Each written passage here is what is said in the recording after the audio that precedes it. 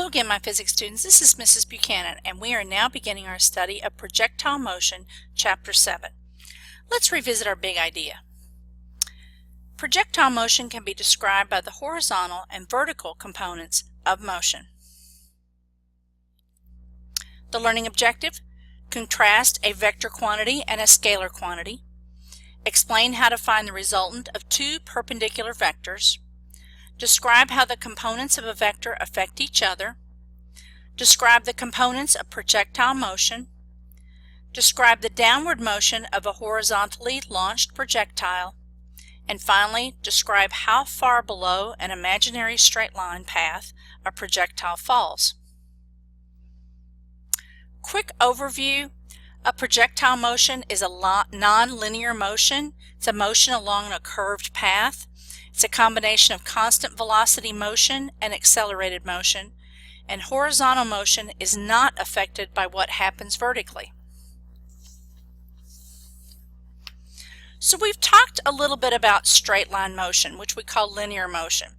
And we've talked a little bit about the difference between motion with constant velocity, such as a bowling ball rolling horizontally, and accelerated motion, such as an object falling vertically under the influence of gravity. Now we're going to extend our ideas to nonlinear motion, which is motion along a curved path. Throw a baseball and the path that follows is a curve. This curve is a combination of constant velocity, horizontal motion, and accelerated vertical motion. So we're going to see that the velocity of a thrown ball at any instance has two independent components of motion. What happens horizontally is not affected by what happens vertically. So our first learning objective is contrast a vector quantity and a scalar quantity, and this should be a review. It is often said that a picture is worth 1,000 words. Sometimes a picture explains a physics concept better than an equation does. Physicists love sketching doodles and equations to explain ideas. Their doodles often include arrows, where each arrow represents the magnitude and direction of a certain quantity. The quantity might be tension in a stretched rope, the compressive force of a squeezed spring, or the change in velocity of an airplane flying in the wind. A quantity that requires both magnitude and direction for a complete description is a vector quantity.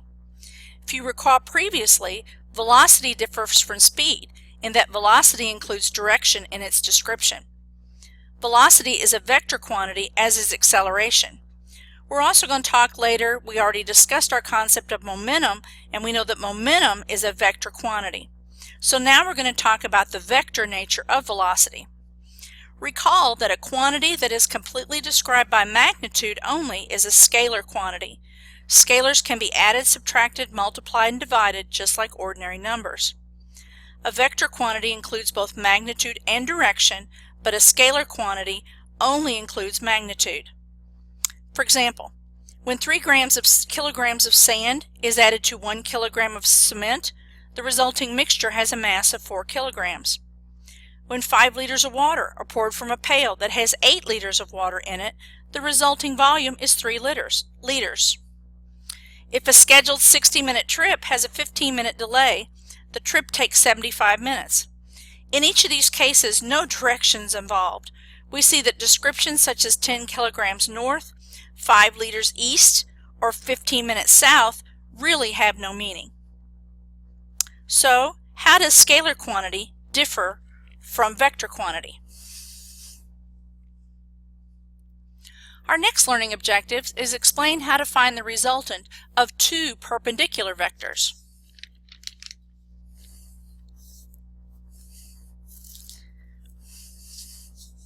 This vector is scaled so that 1 centimeter represents 20 kilometers per hour. It is approximately 3 centimeters long and points to the right. Therefore, it represents a velocity of 60 kilometers per hour to the right, or 60 kilometers per hour east.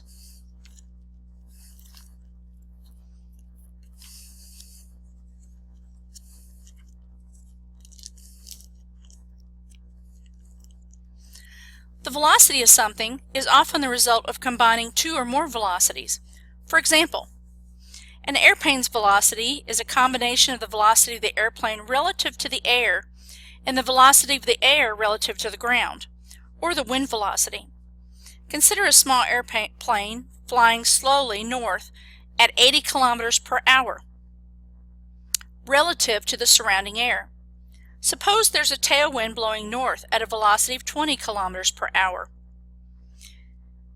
So in this case, we have vectors, and our vectors are scaled so that 1 centimeter would represent 20 kilometers per hour. So if you can visualize this, 80 kilometers per hour velocity of an airplane is shown by a 4 centimeter vector, and a 20 kilometer per hour tailwind is shown by the 1 centimeter vector. With or without vectors, we can see that resulting velocity is going to be 100 kilometers per hour. Without the tailwind, the airplane travels 80 kilometers in 1 hour relative to the ground below. With the tailwind, it travels 100 kilometers in 1 hour relative to the ground below. So the tailwind pushes the plane, whereas the headwind goes against the airplane itself.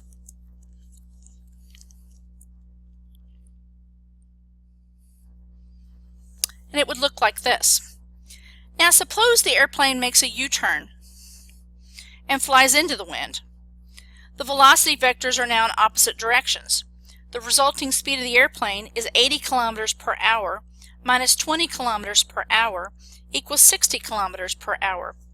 Flying against a 20 kilometer per hour wind, the airplane travels only 60 kilometers in an hour relative to the ground. We didn't have to use vectors to answer these questions about tailwinds and headwinds, but we're going to see how vectors are useful in combining velocities that are not parallel. For example, consider an 80 kilometer per hour airplane flying north caught in a strong crosswind of 60 kilometers per hour blowing from east to west. So our figure shows this, and the vectors for the airplane velocity and the wind velocity. The scale is approximately 1 centimeter equals 20 kilometers per hour. The sum of these two vectors is called the resultant, and that's the diagonal of the rectangle described by the two vectors.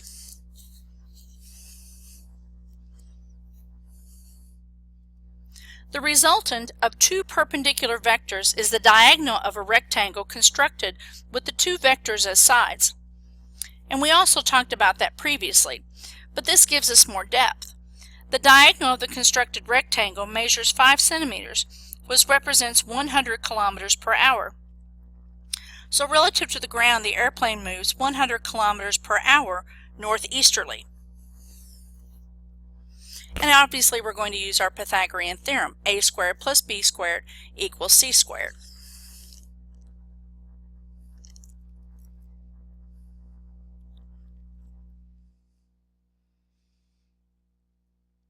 So let's look at this one. You see a unit vector here at right angles. Okay, so you see it's all ones, which makes it a little bit easier to understand. So the length of our diagonal is the square root of 2, and we're going to assume that our angle is 45 degrees. So when we look at the diagonal is the square root of 2, or 1.414 times either of its side. So the resultant is a square root 2 times either of the vectors.